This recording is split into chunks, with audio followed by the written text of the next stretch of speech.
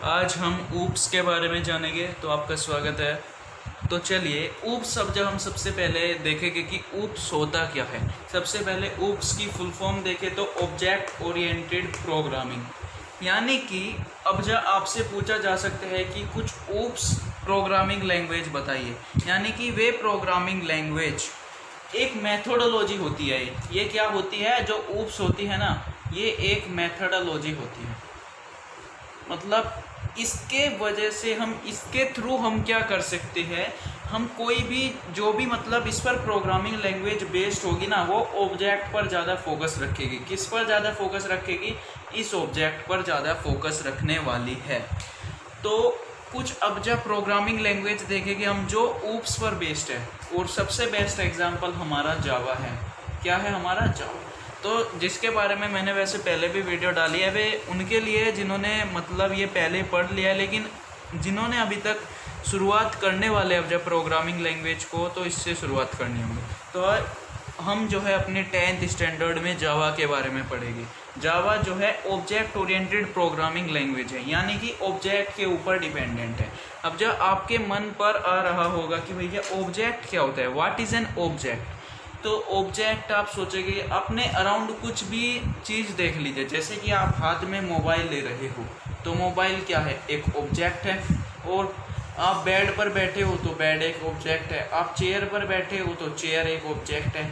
तो ऑब्जेक्ट कुछ भी चीज़ हो सकता है जिसको आप टच कर सकते हो, और ऐसे भी हो सकता है जिसको आप टच ना कर पाओ। तो इसी के बेसिस पर अब जब हम ऑब्जेक्ट्स को जो है अलग अलग कैटेगरीज में बांटेंगे, तो ऑब्जेक्ट्स की सबसे पहली कैटेगरी होती है टेंजिबल ऑब्जेक्ट्स। क्या होते हैं? Tangible object. अब जब हम जानेंगे कि टेंजिबल ऑब्जेक्ट क्या होते हैं। टेंजिबल ऑब्जेक्ट्स वे होते हैं जिनको आप देख भी सकते हो, ठीक है, देख भी सकते हो, और क्या टच भी कर सकते हो, टच भी कर सकते हो। जैसे कि ये मार्कर है, आप इसको देख भी सकते हो, टच भी कर सकते हो। ये बोर्ड है, इसको आप देख भी सकते हो, टच भी कर सकते हो। अपना मोबाइल है, उसको आप देख भी सकते हो, टच भी कर सकते हो। तो ये हो गए टेंजिबल ऑब्जेक्ट। दूसरे होते हैं नॉन टेंजिबल ऑब्जेक्ट। क्या होते हैं? Non tangible object. इसके ही अपोजिट होते हैं। इनको आप देख सकते हो, ठीक है, क्या देख सकते हो, लेकिन जरूरी नहीं है कि आप इनको देखोगे ही। ऐसा भी हो सकता है आप इनको ना भी देख पाओ, यानी कि देखने में ऑप्शनल है। आप इनको देख भी सकते हो और ना भी देख सकते हो, लेकिन आप इनको टच तो कर ही नहीं सकते। एग्जाम्पल लेते हैं ईमेल। क्या? ईमेल। अब जब आपका ईमेल है, आप उसको देख सकते हो? जी बिल्कुल देख सकते हैं। क्या आप उसको ऐसे चाहकर छू दोगे ईमेल को? आप नहीं छू सकते ईमेल को। आपका बैंक अकाउंट है, मैं एटीएम मशीन की बात नहीं कर रहा हूँ। किसकी बात कर रहा हूँ मैं? बैंक अकाउंट की। आपने अपना खाता खुलवाया होगा ना बैंक में, तो उसको आप देख तो सकते हो, लेकिन उसको आप टच नहीं कर सकते हैं, ठीक है। अब जब हम तीसरा जो है हम बात करेंगे रोल्स के बारे में। रोल्स यानी कि क्या किरदार निभा रहे हो आप।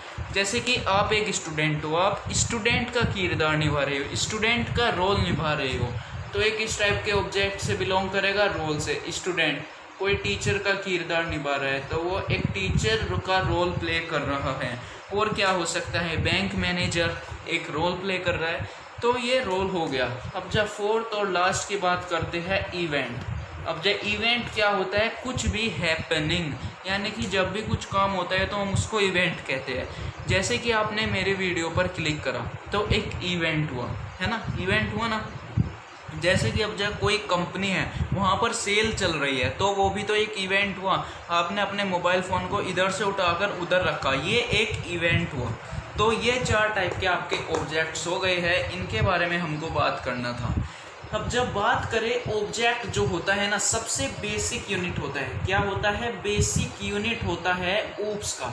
बेसिक यूनिट किसका? ऊप्स का। यानी कि अगर आप ऑब्जेक्ट ओरिएंटेड प्रोग्रामिंग कर रहे हो तो उसका सबसे बेसिक यूनिट ऑब्जेक्ट होगा, यानी कि सबसे बेसिक। आप ऑब्जेक्ट से ही शुरुआत करेंगे इसमें, तो इसीलिए हमने ऑब्जेक्ट से शुरुआत करी है। तो अब जब ऑब्जेक्ट की हम डेफिनेशन को देखेंगे और इसको और थोड़ा डीपली में समझेंगे, तो अब जब हम ऑब्जेक्ट की डेफिनेशन को देखते हैं, an object is an identifiable entity. Identifiable मतलब जिसको आप आइडेंटिफाई कर सको, जैसे कि ये मार्कर है, आप इसको आइडेंटिफाई कर सकते हो। एंटिटी मतलब कोई भी चीज़ होती है, तो एक आइडेंटिफिएबल एंटिटी हुई, ये वाइट बोर्ड है, आइडेंटिफिएबल एंटिटी हुई। बैंक अकाउंट हुआ, आप उसको आइडेंटिफाई कर सकते हो, तो वो भी एक आइडेंटिफिएबल एंटिटी हुई। That a set of attributes, behaviour and state. अब जो आपके मन में फिर से सवाल उठ रहा होगा कि एट्रीब्यूट, बिहेवियर और स्टेट क्या होते हैं, तो सबसे पहले हम बात करते हैं एट्रीब्यूट्स के बारे में। एट्रीब्यूट्स आप सिंपल भाषा में कहे तो कैरेक्टरिस्टिक होती है। क्या होती है? कैरेक्टरिस्टिक। ये एक ऑब्जेक्ट को दूसरे ऑब्जेक्ट को, दोनों को डिफ्रेंशिएट करने में काम करता है। क्या करता है? एक ऑब्जेक्ट, जैसे कि हमने लिया एक ऑब्जेक्ट 1 और एक लिया ऑब्जेक्ट 2, तो हम इनके बीच में डिफ्रेंशिएट कर सकते हैं। किसके बेसिस पर? एट्रीब्यूट्स के बेसिस पर, इनकी कैरेक्टरिस्टिक्स की बेसिस पर। ठीक है, एग्जाम्पल के थ्रू समझेंगे, लेकिन उससे पहले हम देख लेते हैं बिहेवियर और स्टेट क्या होती हैं। बिहेवियर्स क्या होते हैं? बिहेवियर्स होते हैं कि जो ऑब्जेक्ट है वो क्या एक्शन परफॉर्म करता है, वो क्या काम करता है, ठीक है, वो क्या कर सकता है, कौन से एक्शन कर सकते हैं। और स्टेट क्या होती है? स्टेट के बारे में बात करें तो ये वे वैल्यूज़ होती है जो एट्रीब्यूट्स के अंदर होती है। क्या होती है? वैल्यूज़ जो एट्रीब्यूट्स के अंदर होती है। जैसे कि एक एग्जांपल के थ्रू समझिए, कैरेक्टर, एक बॉय है, ठीक है, एक बॉय, उसकी कैरेक्टरिस्टिक क्या हो सकती है? जैसे कि हम हेयर के ले लीजिए, उसके हेयर या तो ब्लैक हो सकते हैं या फिर आप समझ लीजिए, चलो ब्लू ले लीजिए, ठीक है। अब जब हमने कह दिया कि भाई उसके हेयर ब्लैक है, क्या है? उसके हेयर ब्लैक, तो हेयर क्या है? एक कैरेक्टरिस्टिक है, एक एट्रीब्यूट है। और जो वैल्यू है, एट्रीब्यूट के अंदर वैल्यू क्या है? ब्लैक है ना, कि उसके हेयर ब्लैक है, तो ये उसकी स्टेट है, ठीक है। और अब जब हम एक बड़ा सा एग्जांपल लेकर इसको समझने की कोशिश करेंगे यहाँ पर, इन तीनों टर्म्स को, एट्रीब्यूट, बिहेवियर और स्टेट, अभी हम इनको रियल वर्ल्ड में समझ रहे हैं, सॉफ्टवेयर के बेसिस पर नहीं। हम किसको समझ रहे हैं? रियल वर्ल्ड में, मतलब जो हमारे आसपास जो भी चीज़ें होती है उनके बेसिस पर। तो जैसे कि मैं एक वॉशिंग मशीन को एक ऑब्जेक्ट बनाकर एग्जांपल लेता हूँ, तो चलिए देखते हैं। मैंने एक वॉशिंग मशीन के एट्रीब्यूट्स, बिहेवियर और स्टेट लिख डाले हैं। तो एट्रीब्यूट्स यानी कि उसकी कैरेक्टरिस्टिक्स, तो सबसे पहले मैन्युफैक्चरर, यानी कि उसका मैन्युफैक्चरर कौन होगा, ये एक उसकी कैरेक्टरिस्टिक होगी।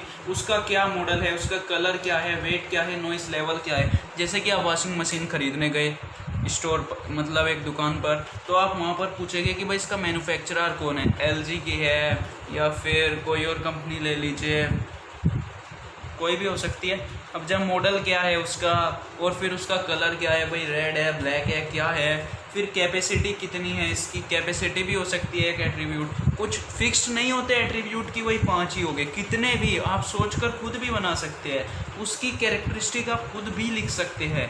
और क्या, नॉइस लेवल कितना, कि भाई ये कितना नॉइस करेगी जब हम इसको चलाएंगे, कितना ये एनर्जी खपत करेगी, है ना, कितने बिजली की खपत करेगी, ये सब इसके एट्रीब्यूट हो सकते हैं। और स्टेट क्या होगी? इनकी वैल्यूज़, यानी कि हम इनके अंदर जो स्टोर कराने वाले हैं वही तो स्टेट होगी, है ना। अब जब बिहेवियर यानी कि क्या क्या करेगा, आप पूछेगी क्या क्या फंक्शंस है इसके, क्या क्या कर सकती है, वो बताएगा कि भाई स्टार्ट वॉश है, स्टॉप वॉश है इसके अंदर, यानी कि स्टार्ट वॉश करा तो ये वॉशिंग मशीन चलेगी, फिर रुकेगी, ईजी वॉश, इको वॉश और भाई डिले वॉश, इतने टाइप के इसमें वॉशिंग जो फीचर्स है। तो बिहेवियर क्या हो गए? किसी ऑब्जेक्ट के फीचर्स या फिर फंक्शंस। तो आप एक काम करिए, पॉज करिए वीडियो को, और स्टूडेंट के एक जो है एट्रीब्यूट, बिहेवियर और स्टेट बनाइए, किसके? स्टूडेंट के। तो पॉज कर लीजिए वीडियो, बना लिए, जल्दी से बना लो, एक पेज पर लिख डालो और बना लो, और फिर मैच करते हैं। चलो तो चलिए शुरुआत करते हैं। सबसे पहले जैसे कि आप एक स्टूडेंट हो, तो आपसे सबसे पहले आपका फर्स्ट नेम पूछेंगे कि भाई आपका फर्स्ट नेम क्या है ना, वही तो पूछेंगे। तो आप कुछ भी दे सकते हो, जैसे कि राम, ठीक है। अब जब आपसे पूछ सकते हैं आपका लास्ट नेम, ये भी तो एक एट्रीब्यूट हो सकता है, लास्ट नेम, तो इसमें दे दीजिए आप तोमर, ठीक है। अब जब और क्या, अब जब आपसे क्लास भी पूछ सकते हैं कि आप कौन सी क्लास में हैं, आपने कह दिया कि भाई मैं 10th क्लास में हूँ, है ना। और क्या पूछ सकते हैं आपसे? आपका रोल नंबर भी पूछ सकते हैं, ठीक है। रोल नंबर कह दिया आपने, मेरा रोल नंबर 39 है। फिर और क्या पूछ सकते हैं आपसे, डेट ऑफ बर्थ पूछ सकते हैं कि मैंने कह दिया 29, 12, 19 तो कुछ ज़्यादा हो जाएगी, आप ले लीजिए 04, चलिए ठीक है। तो ये आपकी डेट ऑफ बर्थ हो जाएगी। और क्या पूछ सकते हैं आपसे, एड्रेस भी पूछ सकते हैं कि आप भाई कहाँ पे रहते हो, क्योंकि आप एक स्टूडेंट हो तो यहाँ पर आप कोई भी एड्रेस दे देना अपना। आधार कार्ड नंबर हो सकता है, आपकी आंखों का कलर क्या है, आपके बैग का कलर क्या है, ये सब आपकी कैरेक्टरिस्टिक होगी, है ना। आपकी आइज़ का कलर क्या है, और ये सब आपकी फादर नेम आपका एक एट्रीब्यूट हो जाएगा, मदर नेम आपका एक एट्रीब्यूट हो जाएगा, ये सब एट्रीब्यूट होगा। अब जब बिहेवियर क्या है आपके, आप क्या काम करते हो, स्टडिंग आपका एक बिहेवियर होगा, है ना। प्लेइंग भी होगा, प्लेइंग। और क्या हो सकता है, ईटिंग हो सकता है, क्योंकि आप खाना भी खाओगे, बिना खाने के तो नहीं रह सकते ना। और क्या, आप सोएगे भी, स्लीपिंग। फिर और क्या करते हैं आप, रनिंग करते होगे, है ना, रनिंग। और क्या, साइकिल को भी तो चलाकर स्कूल में जाते होगे, ड्राइविंग हो गया, क्या हो गया, ड्राइविंग।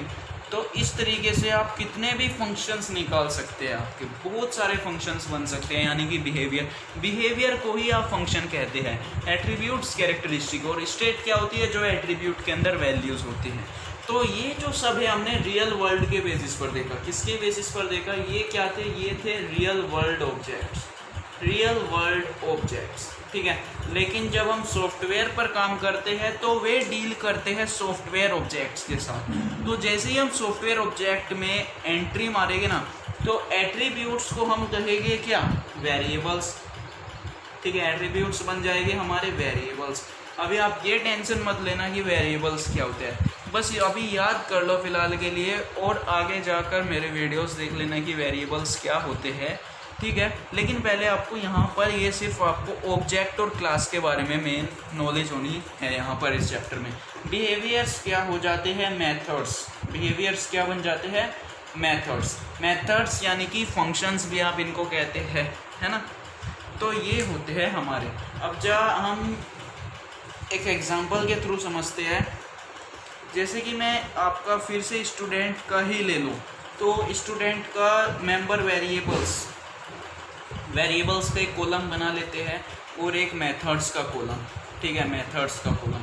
तो वेरिएबल्स का आप एक नाम ले लीजिए। जैसे कि वेरिएबल्स क्या थे हमारे, वेरिएबल्स थे हमारे एट्रीब्यूट यानी कि कैरेक्टरिस्टिक। तो इसमें हम ले सकते हैं एक नेम, और क्या ले सकते हैं, क्लास, और क्या, रोल नंबर। तो ये सब क्या है, ये हमारे वेरिएबल्स हैं। क्या है, वेरिएबल्स। अब जब मेथड्स क्या है, प्लेइंग, क्या है, प्लेइंग। और हाँ, मेथड्स के सामने बस ये राउंड ब्रैकेट्स जरूर लगा देना। वेरिएबल्स तो सेम ही नेम हो गए, बस स्पेस मत देना वेरिएबल्स में, क्या, स्पेस मत देना, और ये डॉट भी मत लगाना, ठीक है, डॉट भी मत लगाना वेरिएबल्स नेम में, और ना ही कोई स्पेस देना। इसमें मेथड्स में आपको राउंड ब्रैकेट्स लगाने होंगे यहाँ पे। आगे जाकर आपको, जैसे ही आप जावा पर काम करोगे, आपको पता लग जाएगा कि ऐसा क्यों हो रहा है। और क्या करते हो आप, ईटिंग करते हो, खाना भी तो खाते हो, तो उसके आगे राउंड ब्रैकेट। और क्या, स्टडिंग, ठीक है। तो आपके ये सब फंक्शंस है, आप क्या फंक्शंस परफॉर्म करते हो। तो वेरिएबल्स क्या होते हैं, रियल वर्ल्ड में देखें तो एट्रीब्यूट्स या कैरेक्टरिस्टिक्स, और वेरिएबल्स हमारे सॉफ्टवेयर में आकर बन जाते हैं। और जो हमारे फंक्शंस थे, है ना, जो हमारे फंक्शंस थे, बिहेवियर थे, वे क्या बन गए, यहाँ पर आकर मेथड्स बन गए हैं। तो अब जब हम बात करते हैं आगे की, और बात करते हैं हम क्लास क्या होता है, व्हाट इज अ क्लास। तो क्लास एक क्या होता है, क्लास जैसे कि एग्जाम्पल के थ्रू समझते हैं। एक ऑब्जेक्ट है, एक ऑब्जेक्ट है, एक और ऑब्जेक्ट है, 3, 2, 1, हमने इसको ऐसे नाम दे दिया। तो ऐसा भी तो हो सकता है कि ये जो तीनों ऑब्जेक्ट हो, इनकी सेम कैरेक्टरिस्टिक्स और सेम बिहेवियर हो। क्या हो, इनकी सेम कैरेक्टरिस्टिक्स और सेम बिहेवियर हो सकता है ना। तो जब कुछ ऑब्जेक्ट्स की सेम कैरेक्टरिस्टिक्स और सेम बिहेवियर होते हैं ना, तो हम उनको एक जगह पर ग्रुप कर देते हैं, एक साथ ग्रुप कर देते हैं, उसे हम कहते हैं ग्रुपिंग को क्लास। तो इन सब ऑब्जेक्ट्स को ग्रुप करके क्या बना, एक क्लास बनी, जिनके सेम एट्रीब्यूट्स है, क्या है, सेम एट्रीब्यूट्स है, और सेम बिहेवियर भी है ना। ये सेम काम करते हैं, सेम जो है इनकी कैरेक्टरिस्टिक्स है, तो हम उसे कहते हैं क्लास। ठीक है, group of object having same attributes and same behaviours, लेकिन उनकी स्टेट जो है, उनकी स्टेट अलग हो सकती है। एग्जाम्पल के थ्रू समझेंगे, लेकिन पहले क्लास की थोड़ी सी डेफिनेशन पर नज़र मार लेते हैं। अब क्लास जो होती है एक ब्लूप्रिंट होती है ना, ये वर्ड भी आपने अपनी जो टेक्स्ट बुक में पढ़ा होगा। तो सबसे पहले एक ब्लूप्रिंट का मतलब समझ लीजिए। ब्लूप्रिंट एक पैटर्न होता है जिसको, या फिर आप कह सकते हैं एक गाइडिंग पैटर्न होता है, यानी कि ये गाइड करने का दूसरे को, ये जो ब्लूप्रिंट होता है ये गाइड करता है दूसरे को कि इस पैटर्न के बेसिस पर आप चलिए। ठीक है, जैसे कि मैंने एक पैटर्न बना दिया 1 2 3 4, तो ये गाइड करेगा कि भाई इस पैटर्न पर आपको चलना है। तो ब्लूप्रिंट क्या होता है, एक गाइडेंस होता है। तो क्लास क्या है, गाइडेंस है। जैसे कि एक क्लास की कुछ कैरेक्टरिस्टिक होगी, जैसे कि स्टूडेंट की ले लीजिए फर्स्ट नेम, तो ये गाइड करेगा कि भैया इनकी कैरेक्टरिस्टिक भी सेम ही होने वाली है, फर्स्ट नेम ही होने वाली है। तो क्लास क्या है, एक ब्लूप्रिंट है मल्टीपल ऑब्जेक्ट्स के लिए, यानी कि बहुत सारे ऑब्जेक्ट्स एक साथ ग्रुप कर दिए गए हैं सेम एट्रीब्यूट्स और सेम फीचर्स के साथ, सेम बिहेवियर्स के साथ। और क्लास को इसी की वजह से हम ऑब्जेक्ट फैक्ट्री भी कहते हैं। ऑब्जेक्ट फैक्ट्री क्यों कहते हैं, क्योंकि ये बहुत सारे सिमिलर ऑब्जेक्ट्स को having same attribute and same behaviour, उन सबको एक साथ ग्रुप कर देता है। ठीक है, और अब जहाँ ये ऑब्जेक्ट इस क्लास से बिलोंग कर रहा है, ठीक है, कोई भी क्लास ले लीजिए, जैसे कि स्टूडेंट हमारी एक क्लास है। ठीक है, स्टूडेंट हमारी एक क्लास है। तो ये जो ऑब्जेक्ट्स हैं, ये ऑब्जेक्ट्स कौन हो सकते हैं, राम, मोहन, सोहन, है ना, यही तो हो सकते हैं ऑब्जेक्ट, स्टूडेंट्स के नेम। और एक स्टूडेंट पूरी क्लास है। तो आप क्या होगा, जो ऑब्जेक्ट बना है इस क्लास से बिलोंग कर रहा है, बिलोंग कर रहा है ना, तो आप क्या कह सकते हैं, object 1 is the instance of student. मतलब कोई भी ऑब्जेक्ट जो किसी क्लास से बिलोंग कर रहा है, एक ऑब्जेक्ट 1 है और वो इस क्लास से बिलोंग कर रहा है, सपोज कर लीजिए ABC क्लास से, तो जो ये ऑब्जेक्ट है ये इसका इंस्टेंस है, ABC क्लास का इंस्टेंस है, इसको हम कहते हैं OB is an instance of ABC। तो ये थी हमारी क्लास, है ना। तो अब जाए एक एग्जांपल और ले लेते हैं यहाँ पर, जैसे कि एक वॉशिंग मशीन का ही ले लेते हैं। अब जब क्या होगा कि आपके घर में एक मॉडल है वॉशिंग मशीन का, और आपके पड़ोसी के घर में भी सेम मॉडल है वॉशिंग मशीन का, जो सेम ब्लूप्रिंट पर मिले हैं। अभी अगर आपके ब्लूप्रिंट का मतलब समझ में नहीं आया तो अब समझ में आ जाएगा। एक ब्लूप्रिंट क्या बताया मैंने, एक पैटर्न बनाया। तो जब ये वॉशिंग मशीन बना रहे होंगे, उन्होंने कुछ पैटर्न स्पेसिफाई करा होगा कि भाई हम यहाँ पर ये लगा देंगे, ऐसे यहाँ पर ये लगा देंगे और यहाँ पर ये लगा देंगे, तो इस बेसिस पर हम वॉशिंग मशीन बनाएंगे। तो सेम पैटर्न को फॉलो कर कर हज़ारों लाखों मशीन्स बनी होगी, है ना। तो उन लाखों हज़ारों मशीन्स को हम एक साथ ग्रुप कर सकते हैं ना, washing machine 1, washing machine 2, washing machine 3, washing machine 1000, इस तरह से, क्योंकि ये सेम पैटर्न पर बनी है, सेम मेथोडोलॉजी से बनी है, सेम ब्लूप्रिंट है इनका, है ना, इसी पैटर्न पर तो बनी है, सारे बिल्कुल सेम है। तो हम इनको ग्रुप कर देते हैं वॉशिंग मशीन के एक क्लास में। ठीक है, किसके क्लास में, वॉशिंग मशीन के क्लास में। और ये इसके अंदर ऑब्जेक्ट है, इनकी सबकी सेम कैरेक्टरिस्टिक्स होगी, है ना, सेम कैरेक्टरिस्टिक्स होगी, यानी कि सेम एट्रीब्यूट होंगे और सेम बिहेवियर और सेम फंक्शंस होंगे। अब जब हम स्टेट बताते हैं कैसे डिफरेंट, जैसे कि इसका जो कैपेसिटी है, इसकी कैपेसिटी तो हो सकती है 50 kg की, लेकिन इसकी बात करें, इसकी कैपेसिटी की हो सकती है सिर्फ और सिर्फ 10 kg की, तो हो गई ना। लेकिन जो एट्रीब्यूट्स है, कैपेसिटी कैपेसिटी कैपेसिटी, ये तो सब में सेम चलते जा रही है ना, तो एट्रीब्यूट सेम हो गए, बिहेवियर सेम हो गए, और लेकिन ये थोड़े डिफरेंट हो सकती है स्टेट, लेकिन बिहेवियर भी आपके सेम हो गए। तो ये होता है क्लास का कंसेप्ट। क्लास एक ब्लूप्रिंट होती है। ब्लूप्रिंट का मतलब समझा दिया, एक पैटर्न जो गाइड करता है कि किस तरह ऑब्जेक्ट होंगे, है ना। इसने गाइड ही तो करा कि हमने इस तरह, इसी बेसिस पर जो हमने पिक्चर बनाई थी, कि इसके बेसिस पर ही वे ऑब्जेक्ट्स का एक ग्रुप है। तो ये था हमारा ऑब्जेक्ट ओरिएंटेड प्रोग्रामिंग, और प्रिंसिपल्स ऑफ OOPS के बारे में हम आगे बात करेंगे।